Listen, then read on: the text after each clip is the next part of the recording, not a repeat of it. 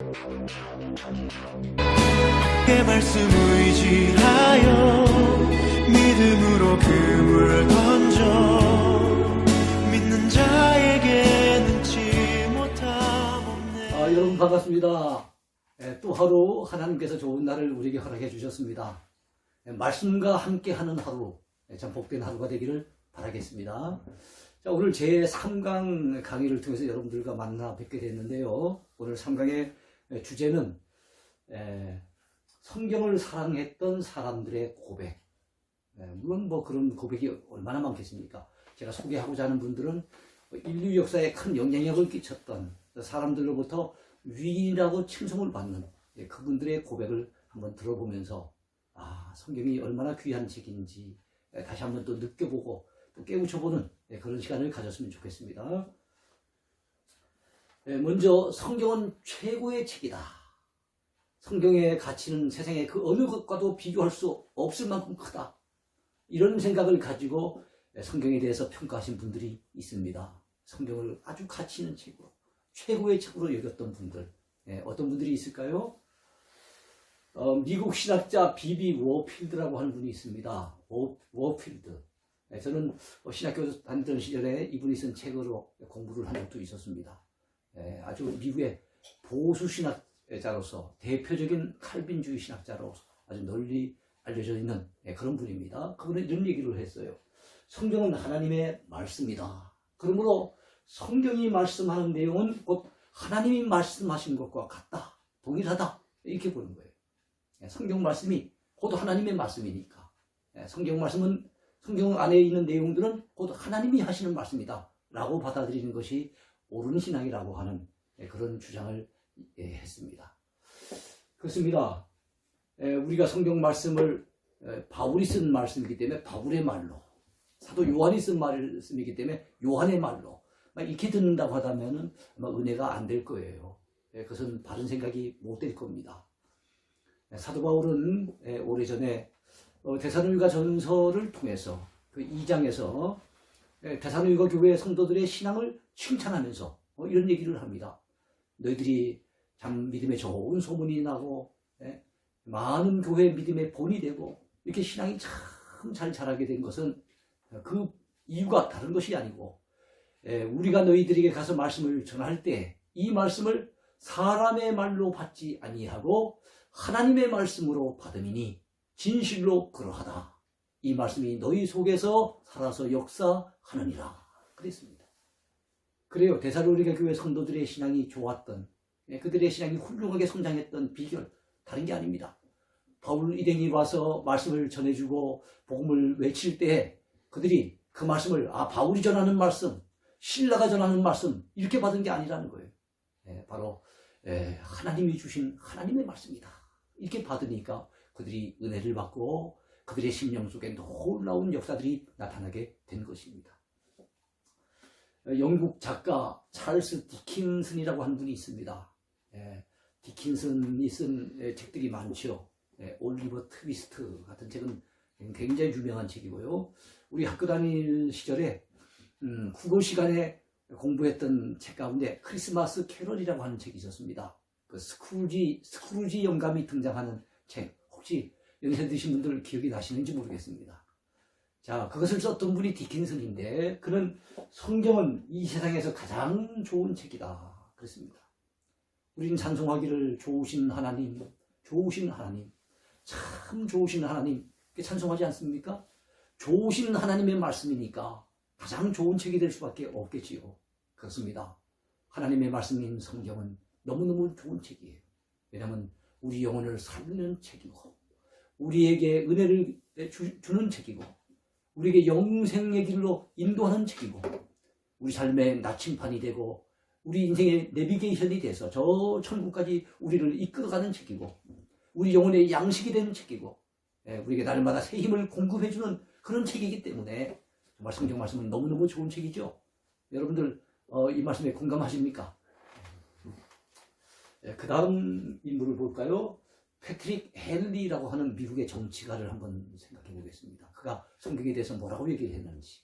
자, 이 패트릭 헨리는 미국 독립 당시의 정치가예요. 영국으로부터 미국이 막 독립을 하기 위해서 독립전쟁을 일으킬 때 가장 앞장섰던 사람이 결국에는 미국의 초대 대통령이 되지요. 그 사람이 누굽니까? 조지 워싱턴 아니겠습니까?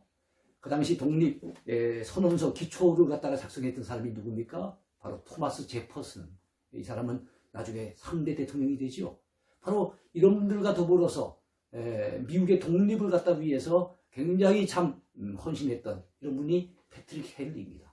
그가 했던 말은 참 자유의 고귀함, 자유의 소중함을 알려주는 그런 말이죠.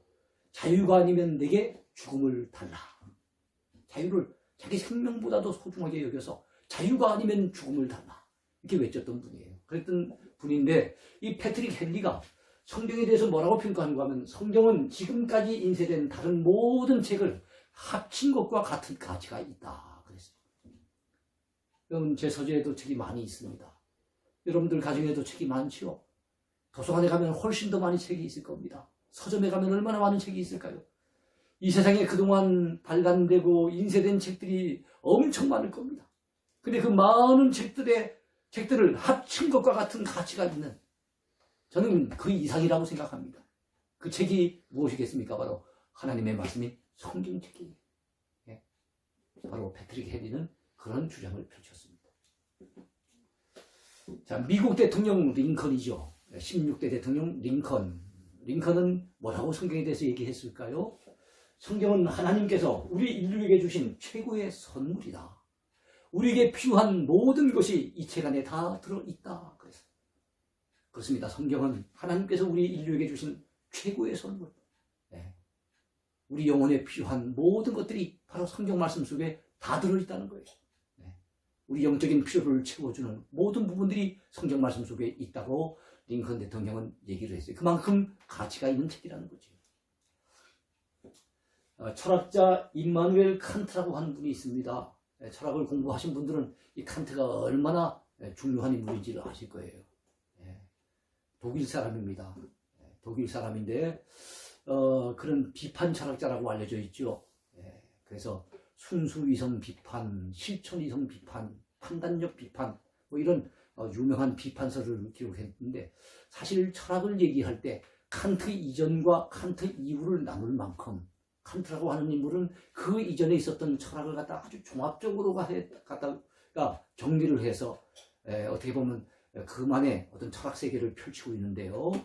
아주 그때까지의 철학을 갖다가 어떻게 보면 총망라한 그런 철학자입니다. 그래서 근대 철학의 아버지 이렇게 일컬음을 받는 사람, 그 사람이 바로 칸트예요. 자, 그런데 칸트는 굉장히 생활이 철두철미했다 그래요. 그래서 시간에 딱 맞춰서 움직였다 그럽니다. 그래서 그는 오후가 되어지면 산책하기 위해서 집을 나서는데 동네 사람들이 집을 나서는 칸트를 보고 자기 시계를 갖다 이렇게 본답니다. 그래서 만약에 3시 5분이 아닐 것 같으면 자기 시계가 만약 3시 10분 됐다면 3시 5분으로 이렇게 맞춰놓는답니다. 왜냐하면 칸트는 3시 5분 되면 딱 정확하게 산책을 나가는 게 사람들한테 아예 인식이 돼 있기 때문에 그래서 자기 시계보다 더 정확한 것이 칸트의 시간 개념이다. 이리 사람들이 생각했던 거예요. 그 정도로 아주 유명한 분인데 이 칸트라고 하는 분이 성경을 이렇게 평가합니다. 성경은 인간에게 가장 큰 수학이다. 그 수학을 감소시키려 하는 것은 인간에게 죄를 범하는 것이다. 우리 인류가 거둬들인 많은 수학이 있지만 그 가운데 가장 큰 수학, 최고의 수학이 뭡니까? 바로 성경 말씀이라는 거예요. 그런데 그 성경 말씀에 있는 내용들을 갖다 비판하고 그걸 빼려고 한다면, 감소시키려고 한다면 그건 인류에게 죄를 짓는 것이라는 거예요. 여러분 성경 말씀이 우리에게 한 말씀이 너무 소중하고 너무 고귀하고 너무 큰 유익을 주는데 그 유익을 주는 것을 잠깐 감소시키려고 한다면 결과는 인류에게 해를 끼치는 것, 불이익을 주는 것과 똑같다는 거죠. 그만큼 성경 말씀은 가치가 있는 말씀이다. 이렇게 보았어요. 자, 그 다음에 미국 대통령 아이젠하워의 말을 살펴보겠습니다. 아이젠하워 하면은 유명한 미국의 대통령이에요. 대통령이 되기 이전에는 2차 세계대전의 영웅이었어요. 그래서 2차 세계대전에 사실은 연합국과 더불어서 연맹해서 그 싸우는 세 나라가 있었지요. 그 나라가 독일과 이탈리아와 일본입니다. 그 가운데 이탈리아가 제일 먼저 망하고 그 다음에 독일이 손을 들고 마지막으로 원자탄이 떨어져서 일본이 최후의 항복을 했던 거죠. 근데 일본의 항복을 받아내는 데 있어서 앞장섰던, 그리고 나중엔 우리나라 6.25 때까지도 큰 영향력도 있었던 인물이 메가더 장군이었다면 독일의 항복을 받아내는데 큰 역할을 했던 그 당시 2차 대전의 영웅이 바로 이 아이젠하워 장군입니다. 그는 나중에 미국의 33대 대통령이 됩니다. 34대 대통령이 됩니다. 그는 성경에 대해서 뭐라고 얘기했을까요? 가장 정확한 의미에서 성경은 우리에게 있어서 영원한 영적 진리를 보관하고 있는 유일한 보고이다. 보고, 보물창고란 뜻 아니겠습니까? 영적인 모든 보화들이 가득히 담겨있는 보물창고, 그게 바로 성경 말씀이라는 거예요. 자, 이번에는 미국의 또 다른 대통령입니다. 퀸시 애덤스라고 하는 분이에요. 퀸시 애덤스. 이분은 미국의 6대 대통령입니다. 6대 대통령. 그의 아버지도 대통령이었어요. 그의 아버지는 2대 대통령이었어요. 그래서 우리는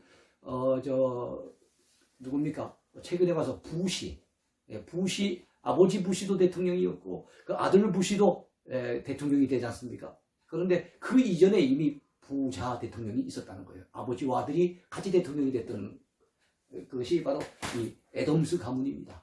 그 가운데 퀸시 애덤스는 아들이에요. 6대 대통령. 그는 뭐라고 얘기를 했을까요? 성경은 무한하고 고귀한 지식과 덕을 간직한 거대한 광산이다. 좀 전에 보물창고로 왔다고 아이젠하워 얘기했다면 이번엔 퀸시 애덤스는 거대한 광산에다가 비교를 합니다. 그만큼 성경 속에는 무한하고 고귀한 지식과 덕과 참으로 은혜가 가득하게 들어있다는 거죠. 여러분 믿으십니까? 적어도 말씀을 통해 은혜 받은 분들이라면 이 말씀이 얼마나 고귀한지를 아마 인정하지 않을 수 없을 거예요. 공감하게 될 것입니다. 이번엔 천재 물리학자 아이작 뉴턴의 얘기를 들어보겠습니다. 여러분 과학이 발달하니까 과학자들은 예수님에 대해서 뭐 옛날 옛적의 얘기를 하고 또 성경의 이야기에 대해서 흘러간 시대 이야기를 하고 잘 안 믿을 것 같죠. 그렇게 안 믿는 과학자도 있지만 과학자들 가운데 과학의 첨단을 달리고 있음에도 불구하고 성경 말씀을 고귀하게 믿고 따르고 신앙생활 잘하던 분들도 많이 있었습니다. 그 가운데 여러분들 그 사과가 떨어지는 것을 보면서 만유인력의 법칙을 발견했던 유명한 과학자지요. 수학자이기도 하고 그 사람이 누굽니까? 아이작 뉴턴입니다. 뉴턴이 말하기를 성경에는 인간의 그 어떤 진리보다 가장 확실한 진리가 있다 그랬어요. 세상에서 뭐 진리라고 얘기하는 것들이 많이 있을 수 있겠지만 성경 말씀에 비교할 바가 아니죠. 성경 말씀은 가장 확실한 진리, 보다 분명한 진리가 그 속에 있는 거예요. 어디 속에요? 성경 말씀 속에. 그래서 그만큼 성경 말씀은 가치가 있다는 겁니다. 이번엔 링컨 대통령의 어머니의 얘기를 들어볼까요? 어머니가 세상을 떠나면서 참으로 어머니는 물려줄 땅이 있는 것도 아니고 재산이 있는 것도 아니고 그저 내려오던 갑오처럼 내려오던 그 성경책, 자기가 참 열심히 읽어서 손때 묻은 그 성경책 한 권을 갖다 물려주면서 링컨에게 이런 유언을 남깁니다. 내 아들아, 이 성경책은 나의 부모님께 받은 것이다. 내가 여러 번 읽어 많이 낡았지만 우리 집에 값진 보배를 한다.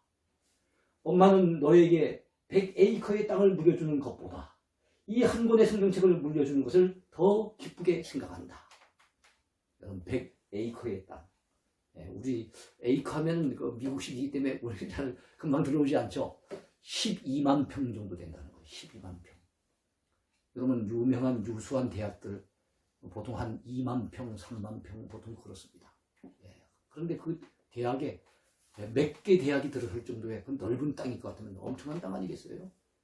그 100에이커의 땅을 물려주는 것보다 너에게 이 한 권의 성경책을 물려주는 것을 더 기쁘게 생각했다고 그 어머니는 고백하고 있는 겁니다. 왜 그랬을까요? 너는 성경의 사람이 되어다오. 그것이 나의 마지막 부탁이다. 이 어머니는 이 성경 말씀이 최고의 가치가 있는 말씀이라는 걸 깨달았기 때문에 그래서 사랑하는 아들이 참으로 이 말씀을 열심히 읽고 그 말씀의 은혜를 받고 그 말씀의 영향을 받은 성경의 사람으로 살아가기를 그 어머니는 진정 원했던 거예요. 이것이 나의 인생의 마지막 부탁이라고 그렇게 사랑하는 아들에게 당부를 합니다. 그때 링컨의 나이 9살이에요. 9살에 사랑하는 어머니를 여의었어요. 얼마나 힘들게 자랐겠습니까? 네. 그래서 링컨은 어린 시절 가난하다 보니까 공책 하나 살 여건도 안 돼가지고 수검정을 가지고 땅바닥에다가 이렇게 글을 써가면서 그렇게 공부했다고 그래요. 네. 그래도 어머니가 전해주신 이 말씀, 이 마지막 유언의 그 말씀을 잊지 않고 성경을 열심히 읽었어요. 그래서 미국 대통령 가운데 성경을 가장 많이 읽은 사람, 그리고 가장 열심히 기도했던 사람, 그리고 키가 가장 큰 사람으로 링컨 대통령이 그렇게 사람들에게 알려져 있습니다. 이번에는 영국 여왕 빅토리아 여왕이 뭐라고 얘기했는지 한번 살펴보겠어요. 4억 인구의 인도를 잃는다 해도 성경을 내 손에서 잠시도 잃어버릴 수 없다 그랬습니다. 그럼 지금 인도는요, 중국의 인구에 이어서 13억쯤 되는 세계 2위의 인구 대국입니다. 그만큼 많아요. 그러나 빅토리아 여왕이 살던 시기는 지금부터 백수십 년 전이니까 그분이 주로 1800년대를 살고 1900년도 초에 세상을 떠난 분이기 때문에 백수십 년 전에 세상을 떠났던 분이에요. 그러니까 그 당시에는 아마 인도의 인구가 4억밖에 안 됐어요. 왜 인도 얘기가 나옵니까? 그 당시에 영국은 해가 지지 않는 나라라는 얘기를 들었죠. 그래서 영국이라고 하는 나라는 자그마한 섬나라입니다. 그럼에도 불구하고 영국은 산업혁명이 일찍 일어나고 굉장히 그 발달해서 그래가지고 전 세계를 갖다가 이렇게 정복하고 그래 식민지를 삼고 뭐 이랬던 나라입니다. 그러다 보니까 저 캐나다에서 해가 떴다가 지게 되면은 어디서 또 해가 뜨겠습니까? 그다음에 이번엔 호주에서 해가 뜨고 호주에서 해가 지게 되면 이번에 인도에서 해가 뜨고 인도에서 해가 지면 이번엔 아프리카에서 해가 뜨고 중동에서 해가 뜨고 그리고 또 영국에서 해가 뜨고 전 세계의 많은 나라들을 가지고 있다 보니까 영국의 땅에서는 해가 지는 법이 없는 거예요. 바로 그런 대영 제국을 이루는 데 있어서 큰 영향력을 끼쳤던 두 여왕이 있습니다. 여자분들은 뿌듯한 마음을 가지셔도 괜찮을 것 같아요. 첫 번째 여왕이 지금 살아있는 가장 오랫동안 통치하고 있는 여왕은 엘리자베스 2세 여왕이죠. 엘리자베스 1세 여왕이 있었어요. 지금부터 수백 년 전의 분입니다. 그 1세 여왕이 스페인의 무적 함대를 갖다 물리치고 영국이 세계 최강의 나라로 이렇게 등극하는 데 있어서 큰 영향력을 끼쳤던 인물입니다. 그리고 실제적으로 해가 지지 않는 나라, 세계 최강의 나라를 만드는 데 있어서 영국의 최전성기를 갖다 다스렸던 그 사람이 바로 이 빅토리아 여왕이었어요. 빅토리아 여왕. 자, 그런데 이 빅토리아 여왕이 인도를 갖다 다스릴 당시에 인도의 수도는 어딘가 하면 캘커타라고 하는 곳입니다. 저는 캘커타 선교지 이은옥 선교사님의 선교지를 가보기 위해서 지금까지 10번 인도를 다녀온 바가 있습니다. 인도에 가면은 뭐 계속 선교 사역을 하고 주로 이제 현지 목회자들에게 성경을 가르치고 뭐 이런 사역을 하다 보니까 뭐 관광은 거의 못했어요. 딱 두 군데를 관광을 했는데 그게 어딘가 하면 첫 번째는 인도 사람들이 거룩한 강이라고 생각해서 죄를 씻기 위해서는 그곳에 가서 목욕을 해야 된다고 생각하는 겐지스 강이 바로 또 캘커타에서 가까워요. 가볼 수가 있습니다. 또 한 곳이 있는데 바로 빅토리아 왕궁입니다. 빅토리아 왕궁. 빅토리아 여왕의 이름을 따서 바로 그걸 왕궁을 갖다 지은 거예요. 자, 어쨌든 그 당시에 이 빅토리아 여왕은 세계 곳곳에 영국 땅을 갖다 가지고 있으면서 다스리고 있었어요. 그랬던 대단한 인물 아니겠습니까? 그런데 그랬던 빅토리아 여왕도 4억 인구의 인도를 잃는다 해도 성경을 내 손에서 잠시도 잃어버릴 수 없다는 거예요. 그 정도로 성경 말씀은 내 인생에 있어서 최고의 가치가 되는 그런 말씀이라고 그는 고백했던 겁니다. 과연 우리는 오늘 성경 말씀을 가치 있는 말씀으로 여기고 정말 이 말씀을 가까이 하고 있는지 우리 자신을 한번 돌아봤으면 좋겠습니다. 프랑스의 영웅 나폴레옹 우리는 잊을 수가 없죠. 영웅 하면은 늘 나폴레옹이 생각이 납니다. 또 알렉산더가 생각이 나고 또 징기스칸이 생각이 나고 또 시저가 생각이 나고 그러지 않습니까? 자, 그런데 그 나폴레옹이라고 하는 프랑스 영웅이 성경에 대해서 이렇게 얘기를 합니다. 성경은 단순한 서책이 아니요, 그것에 반대하는 모든 것을 정복할 힘을 지닌 살아있는 물건이다 그랬습니다. 이분은 아마 유럽의 여러 지역을 정복한 정복자라서 그런지 정복이라는 말을 썼던 것 같아요. 그런데 자기는 잠깐 동안 유럽의 여러 지역을 정복했었지만 결국에는 세인트 헬레나 그 고독한 섬에서 쓸쓸하게 마지막을 갖다가 보내고 죽어가지 않습니까? 그러니까 자기의 세상을 정복했던 건 몇몇 땅을 잠깐 동안 정복할 뿐이었어요. 그런데 지금 여러분 2000년 역사가 지나고 있는데도 불구하고 여전히 전 세계 사람들 가운데 많은 사람들의 마음을 다스리고 있는, 그들의 마음을 정복하고 있는 책이 있어요. 이 복음이 들어가지 않은 땅덩어리가 거의 없을 정도로 이렇게 기독교 복음이 곳곳마다 전해졌고 하나님의 말씀이 곳곳에 영향을 끼치고 있지 않습니까? 그래서 이 성경은 단순한 서책으로 보면 안 된다는 거예요. 그것은 성경을 반대하는 모든 것을 정복할 힘을 지닌 살아있는 물건, 그게 성경이라는 거예요. 여러분 이 사실을 믿으시기 바라요. 이번엔 독일의 대문호 괴테 이야기를 들어보겠습니다. 러시아에 톨스토이가 있다면 독일에는 괴테가 있겠지요. 자, 인류의 지적 문화가 진보한다 한들, 자연과학이 발전하여 그 넓이와 깊이가 더해진다 한들, 인류의 마음이 바라는 대로 넓어진다 한들, 복음서에서 찬란하게 비치는 그리스도의 높이와 도덕적인 수준을 초월할 수는 없을 것이다. 그래요. 인류의 과학이 발달하고 지식이 발달하고 학문이 발달하고 인류가 꿈꾸고 있는 어떤 발전을 가져온다 해도 성경 말씀, 특별히 그 복음서에서 말씀하고 있는 예수 그리스도 그분의 인격, 그분이 가르치는 가르침의 그 수준, 이런 것을 감히 초월할 수는 없을 것이라고 얘기를 했습니다. 많은 시인들, 많은 소설가들, 많은 작가들이 성경 말씀을 읽고 거기에서 영감을 얻고 거기서 은혜를 받고 거기서 문학작품을 썼어요.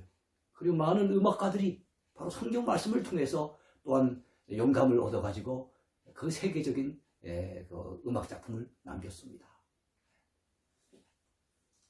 이번에는 성경을 읽는 것에 엄청난 유익, 성경을 읽을 때 우리에게 그 말씀이 얼마나 엄청난 유익을 주는지 그에 대해서 증거한 분들이 있다는 것을 우리가 기억을 하십시다.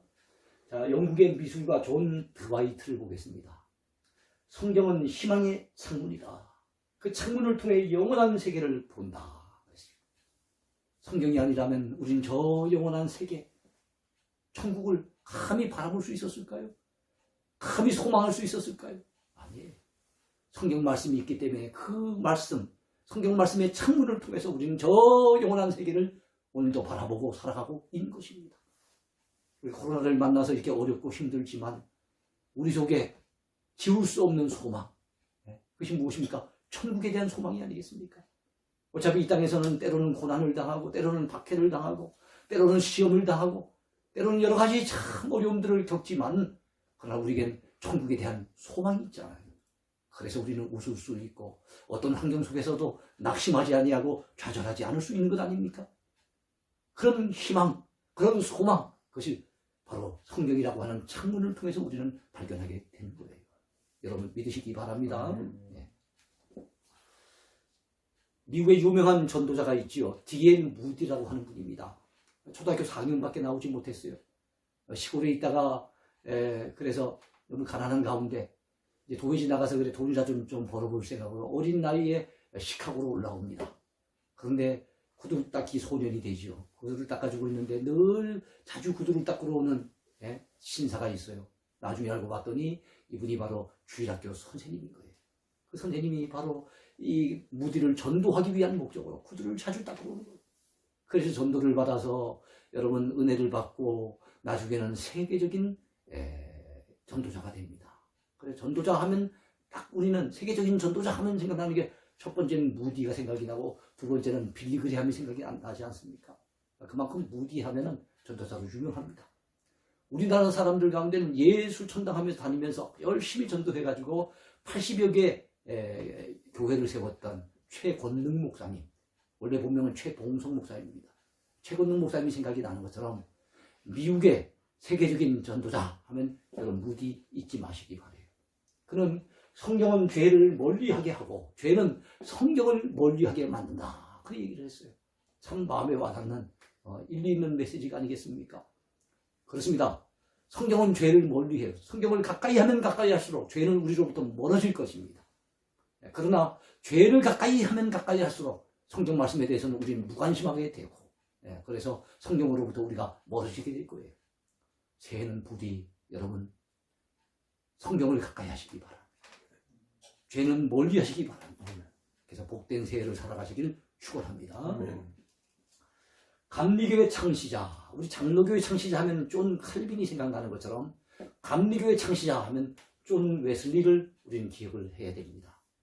찰스 웨슬리, 그의 동생과 더불어서 감리교회에 엄청난 영향력을 끼치고 또 세계 곳곳에 큰 영적인 감화를 끼쳤던 사람이에요. 그 자매들이 저 형제들이 모두 19명이었다 그러시오. 그래서 그의 어머니 수산나가 참으로 그 19명을 갖다 믿음으로 잘 길러냈던 얘기는 정말로 우리가 모든 어머니들이 본받아야 될 그런 부분이라고 봅니다. 자, 이 존 웨슬리는 이 진실한 성경책의 인간이 되게 하소서. 성경을 읽은 그리스도인들은 진리를 아는 사람들입니다. 하나님 앞에 그런 고백을 남겼어요. 하나님, 이 진실한 성경책의 인간이 되게 하소서. 우리 기독신자 한 사람 한 사람이, 우리 저 자신을 포함해서 우리 모든 기독신자들이 진실한 성경책의 인간이 되게 하옵소서.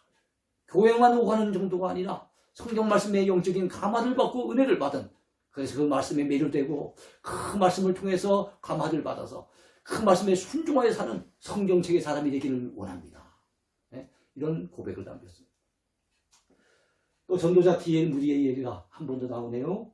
성경을 사랑하면 할수록 당신의 믿음은 견고해질 것이다.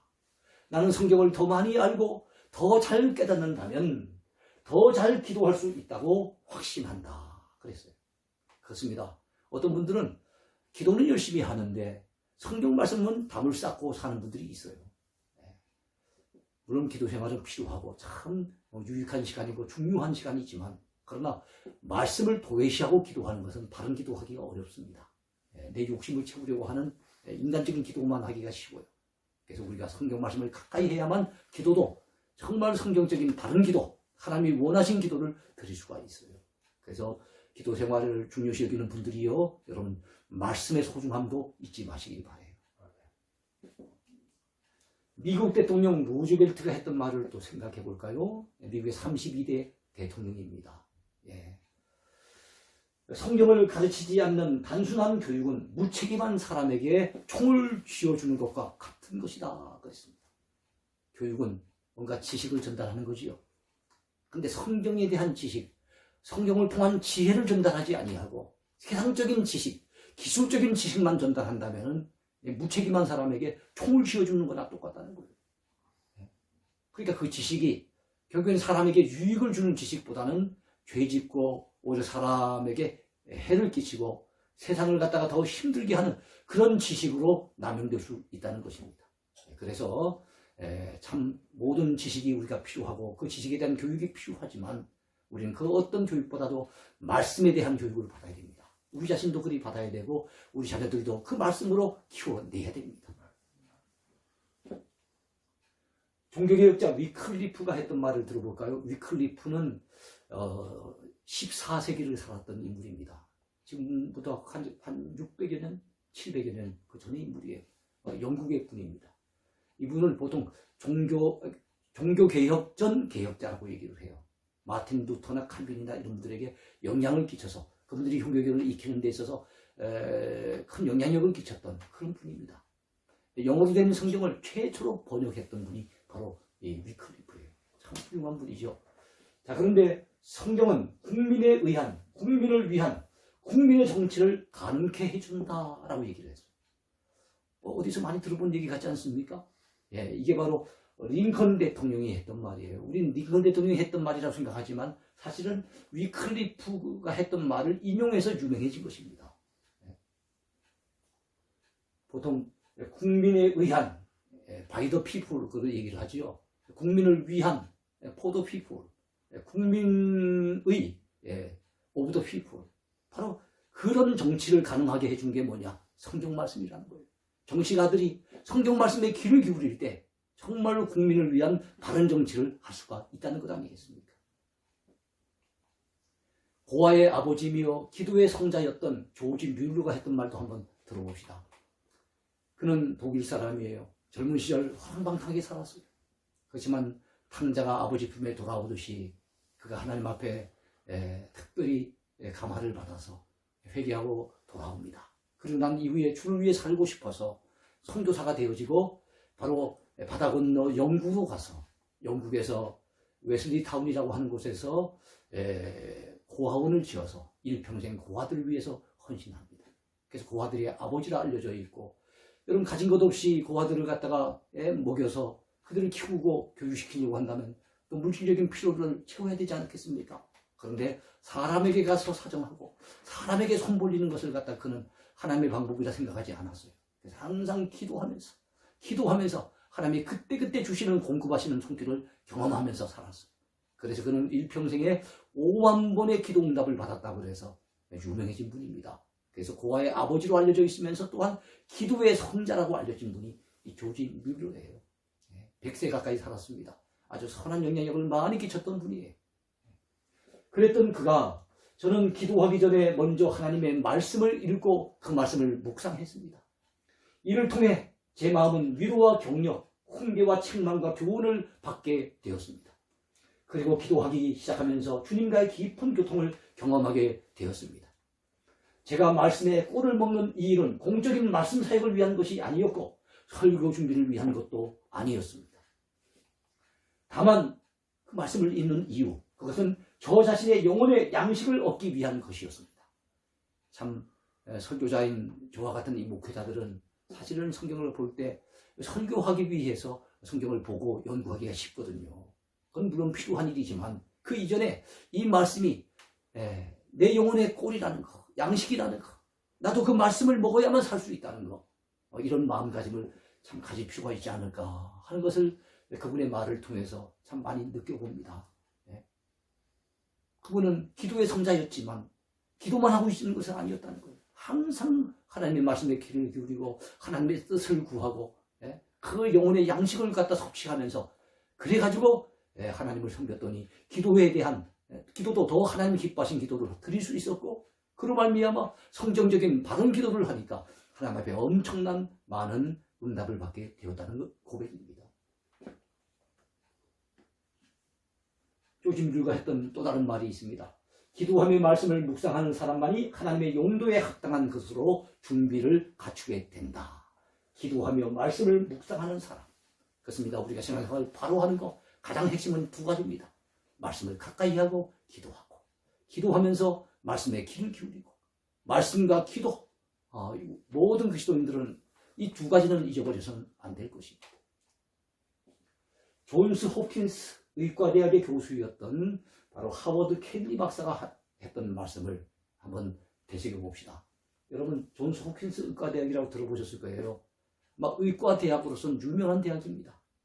이 대학은, 그리고 이 대학이 운영하는 병원은 20년 전부터 지금까지 미국의 최고의 의과대학, 최고의 병원으로 인정을 받고 있다고 해요. 볼티모어라고 하는 그렇게 크지 않은 도시에 있는 대학이요, 병원인데도 그렇게 널리 알려져 있습니다. 그런데 거기에 교수였던 하워드 켈리 박사가 하시는 말씀이, 정직한 마음으로 성경을 읽으면 사람의 본성이 변한다. 성경은 구제불능의 거지와 술주정뱅이, 깡패라 할지라도 일으켜 세워서 이 땅에서 가장 존귀한 사람으로 살아가도록 변화시켜 준다. 그 얘기를 했어요.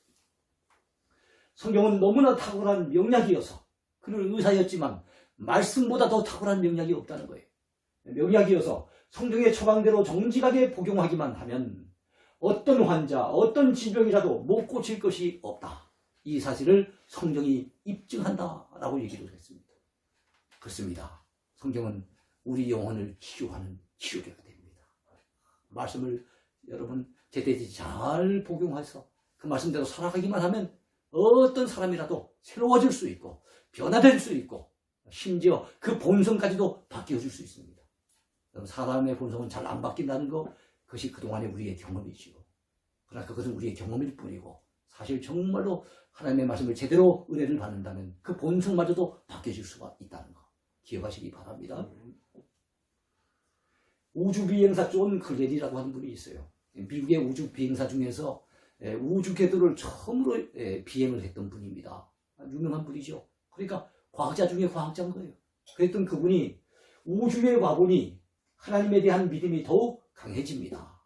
나는 이곳에서 매일 기도하며 하나님의 말씀을 묵상하고 있습니다. 나는 지구의 모든 사람들도 하나님께 기도드리고 말씀을 묵상해야 한다고 생각합니다. 자, 우주의 궤도를 돌면서 그분은 기도했다는 거예요. 말씀을 묵상했다는 거예요.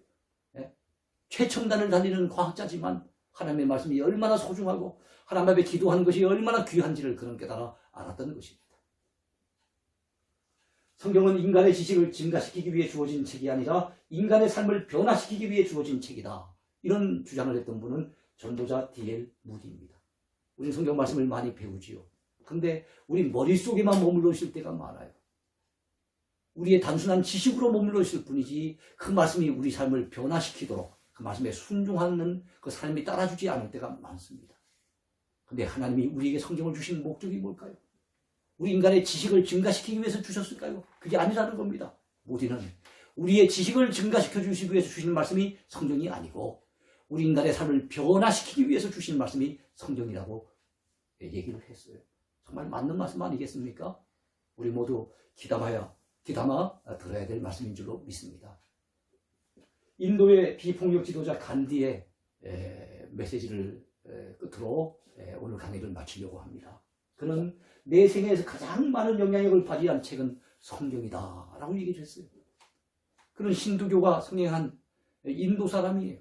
그래서 그는 기독교 신자라고 이렇게 얘기할 수 있는 사람은 아닙니다. 그럼에도 불구하고 그는 성경을 가까이 했고 성경을 통해서 많이 감화를 받은 인물로 그렇게 알려져 있습니다.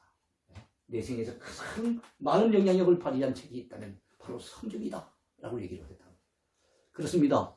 우리가 올 한 해 지금 더 열심히 배우기를 원하는 성경책, 이 말씀이 얼마나 귀한 책인지를 여러 앞서간 위인들, 우리 인류에게 큰 영향력을 끼쳤던 선한 영향력을 발휘했던 분들의 그 증언을 통해서 우리는 오늘 은혜를 나누었습니다.